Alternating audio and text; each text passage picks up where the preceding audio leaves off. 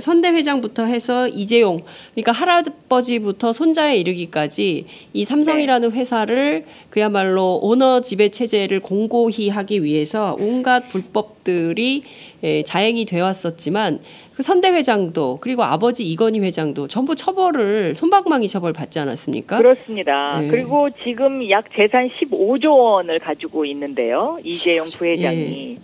이 사람이 낸 세금이 1%도 해당이 되지 않습니다. 그러니까 15조 원의 10%면 얼마입니까? 네, 1조 5천억이지 않습니까? 그런데 단 1%, 1,500억도 세금을 내지 않았습니다. 그러니까 15조의 1%가 1,500억입니다. 그런데 이재용 회장이 지금까지 낸 모든 세금을 다 합쳐도 제가 보기에는 300억 가까이 될 겁니다. 300억에서 왔다 갔다 할 겁니다. 그러니까 단 1%의 세금도 지금 내지 않고 자기의 재산을 이렇게 불려왔다는 것. 이거 하나만으로도 저는 굉장히 문제가 심각하다라고 보고 있는 것이죠. 네.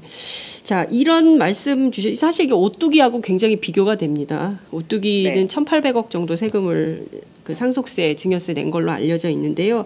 300억도 제대로 내지 않고 15조 원이나 되는 대한민국 최고의 부자 이재용 삼성전자 부회장이 영장이 만약에 또 기각이 되면 그러면 어떻게 될까요? 저는 이번에는 재판부가 그렇게 하지 않을까 생각하는데요. 기각을 못 시킬 거다 이렇게 생각을 하고 있습니다만은 또 삼성이 30년 로드맵을 그리는 만큼 또 공들여온 데가 이 사법부입니다. 그러니까 사법부를 30년 동안 계속 공을 들여왔기 때문에 그리고 또 지금 이 이재용 재판에 관련되는 그 변호사들의 숫자도 뭐 어마어마하지 않습니까? 그래서 뭐 결과를 장담할 수는 없겠다라고 생각하지만 저는 대한민국의 경제 정의를 위해서 그리고 대한민국의 미래를 위해서 공정한 사회를 원한다면 이번에 이 부분은 좀 엄격하게 다루는 것이 맞지 않느냐 저는 그렇게 보고 있습니다. 이번에 끝내줘야 이재용 부회장의 아들도 똑같은 방법으로 부정하고 불이하게 세금 안 내면서 또 삼성 권력을 쥐려고 하지 못하게 되는 좀 근절의 효과가 있지 않을까요? 그렇습니다.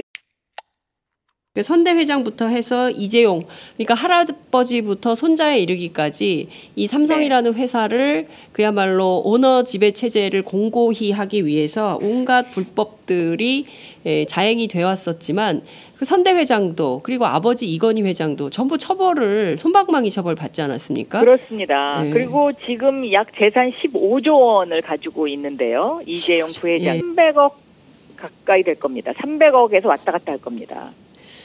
그러니까 단 1%의 세금도 지금 내지 않고 자기의 재산을 이렇게 불려왔다는 것. 이거 하나만으로도 저는 굉장히 문제가 심각하다라고 보고 있는 것이죠. 네. 자, 이런 말씀 주셨, 사실 이게 오뚜기하고 굉장히 비교가 됩니다. 오뚜기는 1,800억 정도 세금을 그 상속세, 증여세 낸 걸로 알려져 있는데요. 300억도 이 사람이 낸 세금이 1%도 해당이 되지 않습니다. 그러니까 15조 원의 10%면 얼마입니까? 1조 5천억이지 않습니까? 그런데 단 1%, 1,500억도 세금을 내지 않았습니다. 그러니까 15조의 1%가 1,500억입니다. 그런데 이재용 회장이 지금까지 낸 모든 세금을 다 합쳐도 제가 보기에는 3조를 30년 동안 계속 공을 들여왔기 때문에 그리고 또 지금 이 이재용 재판에 관련되는 그 변호사들의 숫자도 뭐 어마어마하지 않습니까? 그래서 뭐 결과를 장담할 수는 없겠다라고 생각하지만 저는 대한민국의 경제 정의를 위해서 그리고 대한민국의 미래를 위해서 공정한 사회를 원한다면 이번에 이 부분은 좀 엄격하게 제대로 내지 않고 15조 원이나 되는 대한민국 최고의 부자 이재용 삼성전자 부회장이 영장이 만약에 또 기각이 되면 그러면 어떻게 될까요? 저는 이번에는 재판부가 그렇게 하지 않을까 생각하는데요. 기각을 못 시킬 거다 이렇게 생각을 하고 있습니다만은 또 삼성이 30년 로드맵을 그리는 만큼 또 공들여온 데가 이 사법부입니다. 그러니까 사법부